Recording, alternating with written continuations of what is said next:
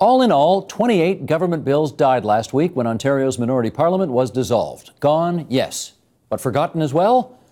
Not tonight. Not here. Joining us now for more, Andrew Reeves, a reporter with QP Briefing, and Katie Frenzios, who's the Queen's Park Bureau Chief at News Talk 1010 Radio. Good to have you two here for the first time. Great to be here. Good to be here. Katie, let's just start with the basics. We pointed out off the top, once the election is called and the House is dissolved, these bills are... Dead, in short. That's all that happens. They were tabled, they were agonized over for 2.5 years, and now they're no more. They don't just sort of sit over there waiting for the next House to come in and then they pick them up again? No, when the next House comes in, depending on who is going to be the government, that's when they determine what MPP puts their private member's bill or government bill on the table. So we might see a few of these bills that died come back to life, but it's not guaranteed. And Andrew, they're in various stages of repair, of course. Yes. Some of them passed first reading or second reading or third reading, whatever. Some of them have been debated by committees. All that committee work and investigation, what happens? The interesting thing is that committees themselves actually cease to exist. You can go on the government's website now to look at what happened on previous committees, and it will not say anything because committees are going to exist essentially at the pleasure of the government that will set them up whenever a new government is formed.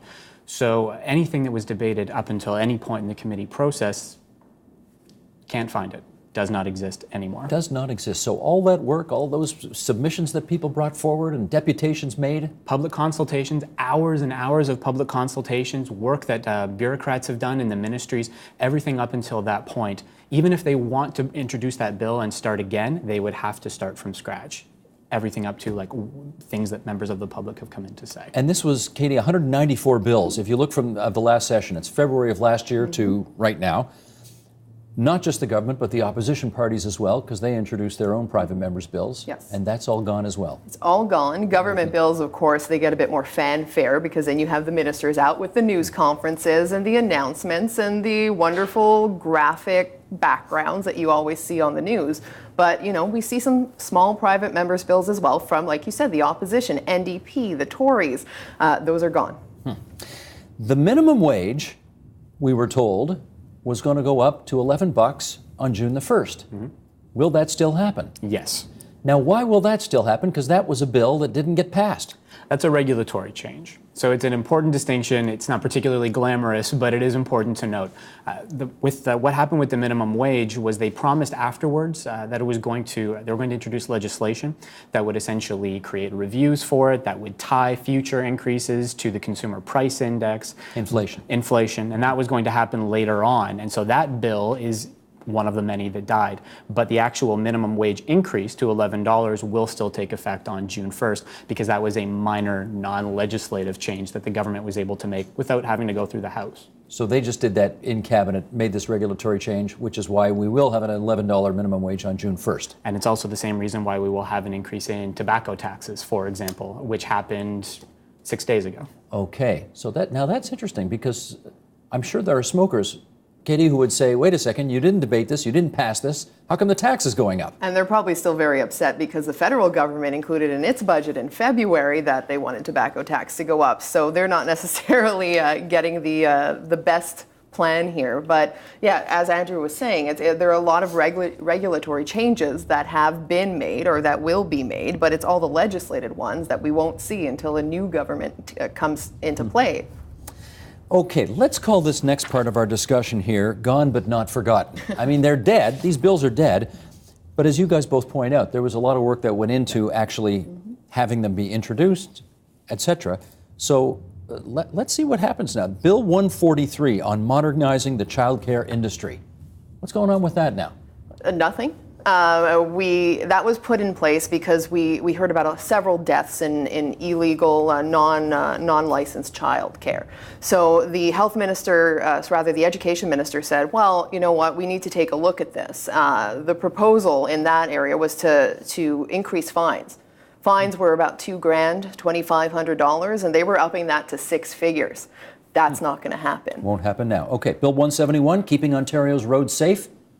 Not happening, obviously, but what was that going to do? It was going to increase a number of fines for drivers for distracted driving.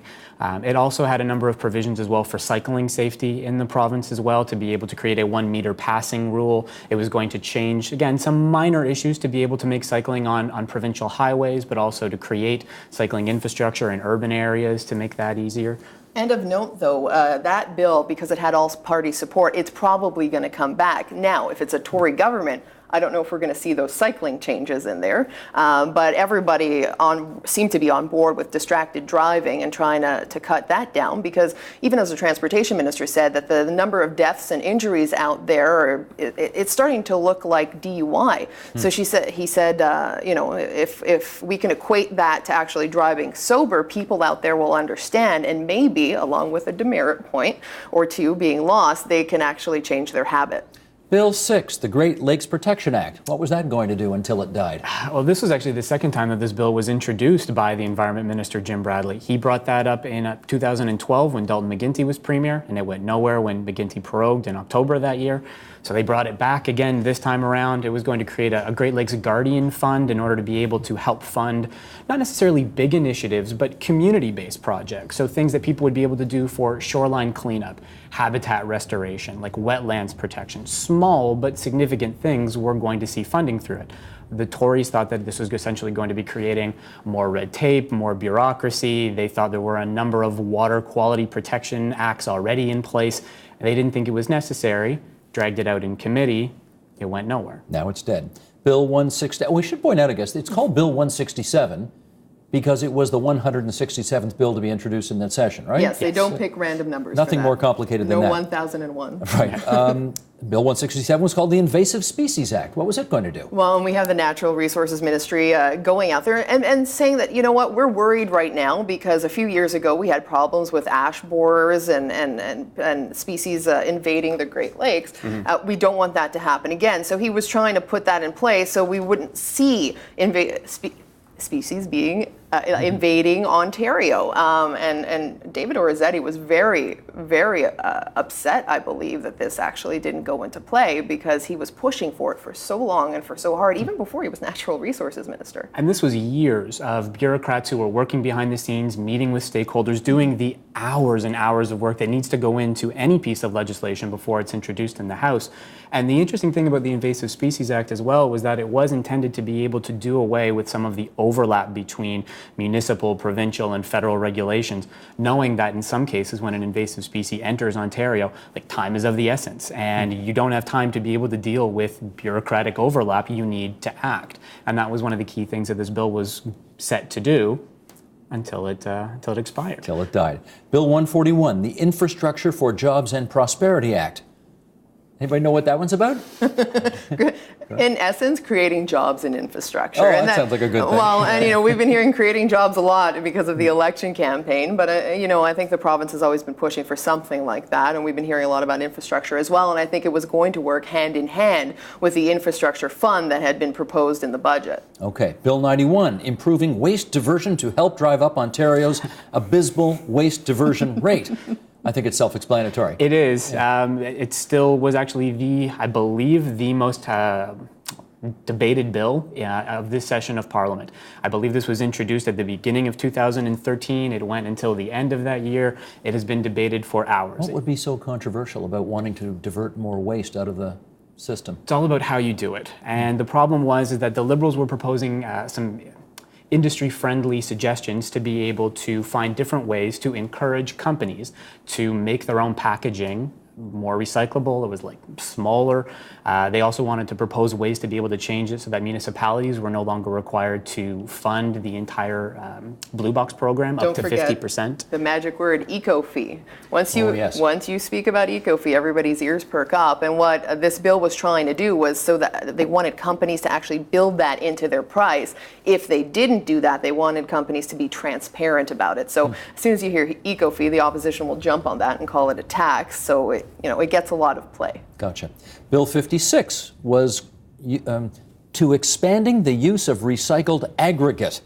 Okay, that's the stuff they dig out of the ground and make roads out of and all that. Again, not a particularly glamorous bill, but what I like about Bill 56 is that it was a Tory bill that was introduced by Sylvia Jones from Dufferin-Caledon, and she ended up having a fairly substantial problem with mega quarries that were located in and around the Orangeville area. And she also noticed that there were a number of municipalities as well that were not necessarily wanting projects that were going to be building roads or overpasses where they were using aggregate, so the crushed rock that we use to pave highways, if they were coming from what had previously been demolition debris.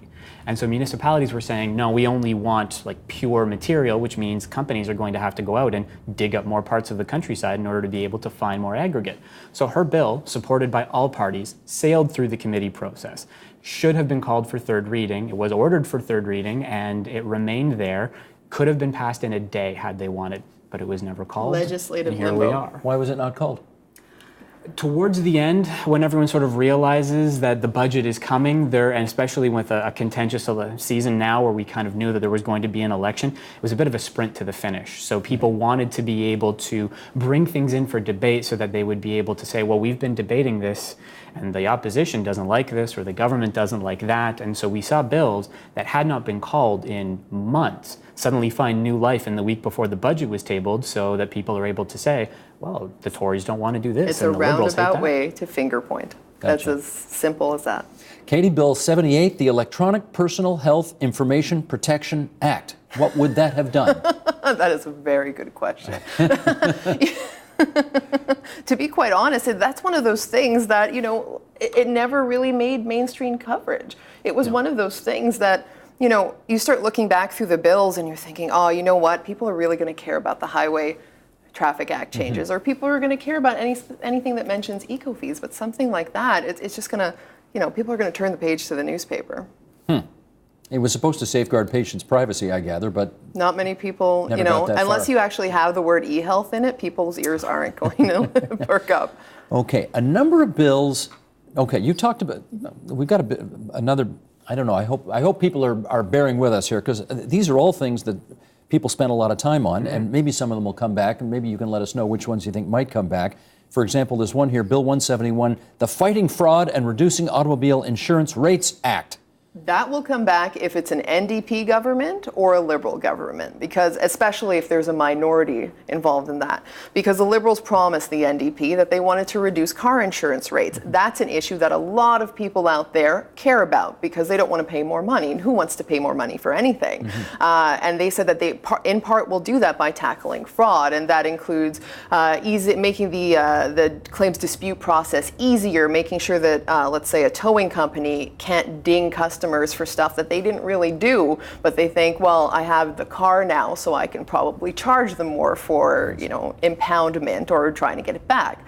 I think that if the Liberals drop that, if they got back into power, it would be a mistake, especially if it's a minority, because they want the NDP to support them. Gotcha. Doesn't look like the Tories would support them. Now, and when you guys talk about it'll come back in the next House, it doesn't come back as the same number bill, obviously, because it'll be introduced in a different order. But essentially, all the elements of the bill would be reintroduced in a new bill. Is that what you mean? It depends whether it's the same party that's coming back. With Bill 6, for example, on the Great Lakes, it was by and large the same bill that was introduced under Dalton McGuinty, as introduced under Kathleen Wynne. There are others that people see.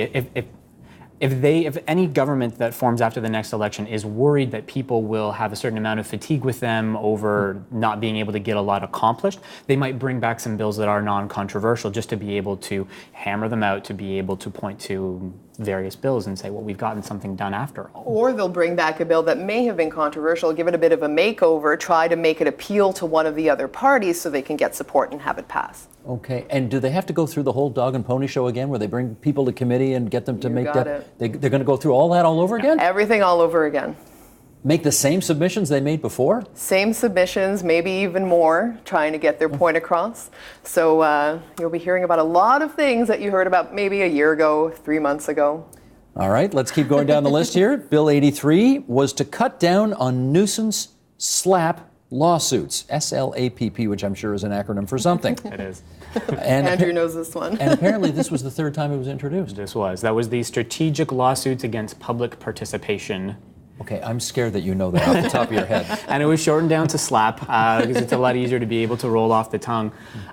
This bill had a small amount of controversy, but the basic premise behind it was there were public small community groups that if they had a problem with a certain kind of development and the developer wanted to be able to stop these public groups from being able to raise those concerns, that they might threaten them with lawsuits. And the idea is that if you threaten them with libel chill, small community groups might not be able to afford to fight it out, and developers can essentially run roughshod over the development process wherever and whatever that may be.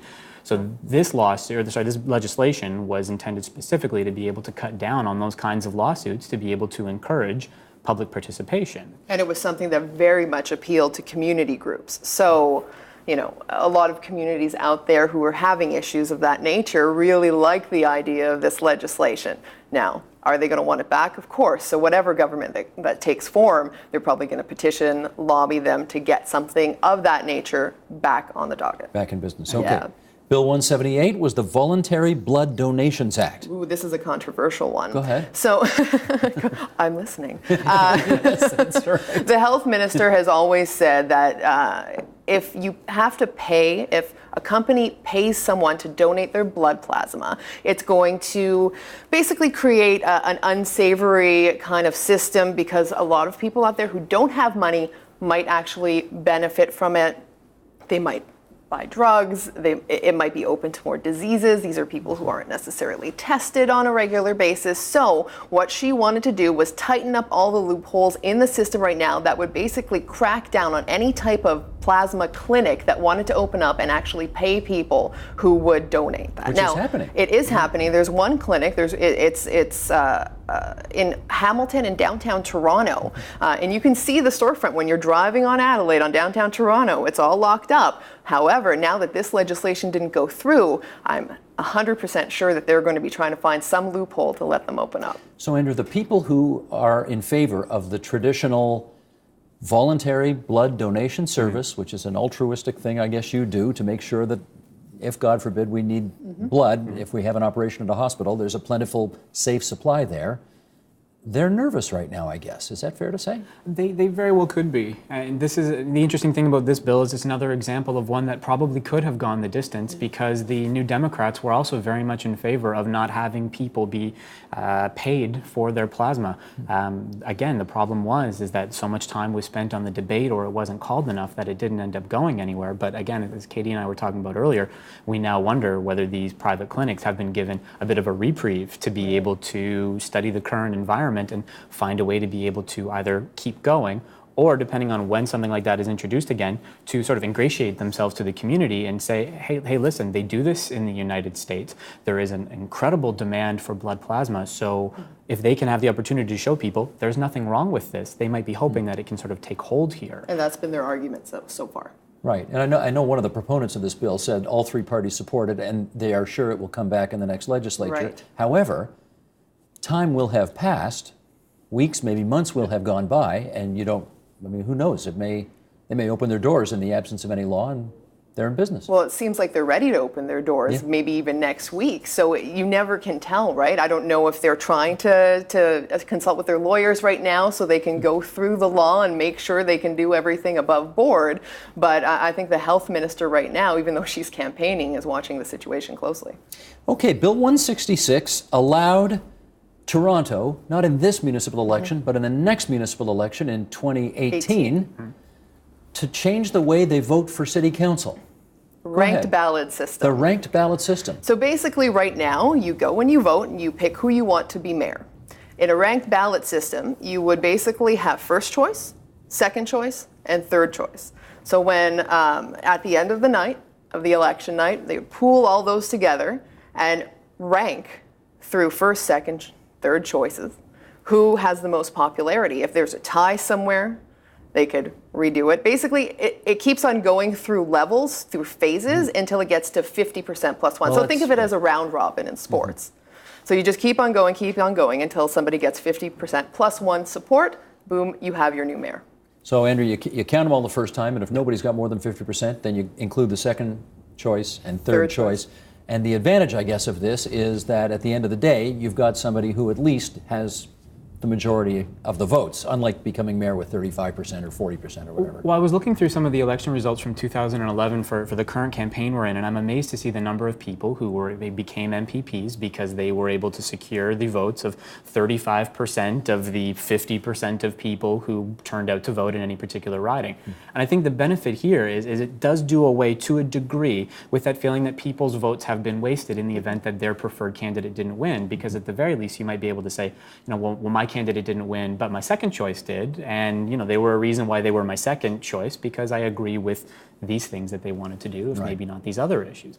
And I think the other interesting thing to consider is that I think Toronto is going to perhaps be a little bit of a pilot project for how that might work. And if it worked well in the provinces and the country's biggest city, there was always the possibility that other cities in Ontario and across the country might be able to say, well, if it's worked here, we might be able to take that on. And slowly but surely we begin to change the first past the post system, which people are perhaps beginning to question a little bit more. Now, this was supposed to go into effect for the 2018 municipal election, so there's still plenty of time to get this reintroduced and back in if that's the legislature's wish. Okay, let's do one more on this. Bill 48, the Children's Law Reform Amendment Act, having to do with relationships with grandparents. Who wants that one? Anybody know anything about that one? That's all you? From what I understand, this was the kind of legislation that wanted to change the access that grandparents would be able to have with their grandchildren in the event that they were estranged from them. I believe. Or in divorce, in the case where the parents are divorced. I think that kind of thing. Okay. And it's one of those things too that we're going through all these bills and things like that, and something like that may actually never see the light of day. It really depends. If Andrea Horwath is premier, maybe she'll bring it back. If Tim Hudak is premier, who knows? So it's one of those things that you kind of have to go through each bill with a fine-tooth comb and think, okay, well, that is very pro-Tory, that's very pro-NDP, that's pro-Liberal. I wonder if that clause would stick around next time it's tabled. In our last couple of minutes, let me ask, I guess, the overarching question here, which is the fact that these bills did not become law in time before the plug was pulled on that Parliament. Do we blame the Liberals for not getting it through fast enough? Do we blame the opposition for being too obstreperous and therefore blocked the passage of what otherwise might have been completely legitimate legislation? What do you think? It really depends on what side you're on. Not too many people are out there and unbiased. So, if you're a Liberal, you can say, well, it was the opposition trying to stall debate and they didn't want to get this passed before the election because they knew there'd be an election this spring. Then if you're a Tory, you think, well, the Liberals didn't really table it in time because it's our private members bill, or they didn't pick it up at all, or after it gets past second reading and the debate and legislative committee, they left it in limbo. They didn't want any of our ideas out there. So you know what? It's easily a blame game. I think at this point, everyone's to blame, if you want to put it that way. It's a minority parliament. A lot of times something like this happens just because somebody wants to flex their muscle and show that they're in charge. Andrew? And it also depends, I think, on the legislation, because there are different examples for both of the points that you made. I can think of the bill that the Liberals promised that they were going to introduce to overturn the G20 bill, or the law that was used a number of years ago to great notoriety and not a lot of a positive effect. They promised that they were going to change that. They introduced the legislation to overturn the Public Works Protection Act, and it sat there, and it sat there, and nothing happened to it. And then that was actually one of the bills that in the past week, all of a sudden, it saw the light of day again, and as an opportunity for people to be able to say, no, we're moving forward on this. Oh, we just ran out of time. Whereas in actuality, it sat there without them calling it. Then we have an example like Bill 91, as we mentioned earlier, which was talking about the Waste Reduction Act. That's an example of the government saying we have introduced this legislation, we have broad industry support for it, except one of the opposition parties, not even both, did not like an aspect of it and used every trick that they could think of in debate to keep it from happening. Do you know what? We're so glad that you two are such nerds on this stuff, because otherwise we wouldn't know. Well, these are bills that are gone and thankfully, thanks to you two, are not forgotten. Thanks so much to Andrew Reeves and Katie Francios for coming into TVO tonight. My pleasure. Thank you. Support Ontario's public television. Donate at tvo.org.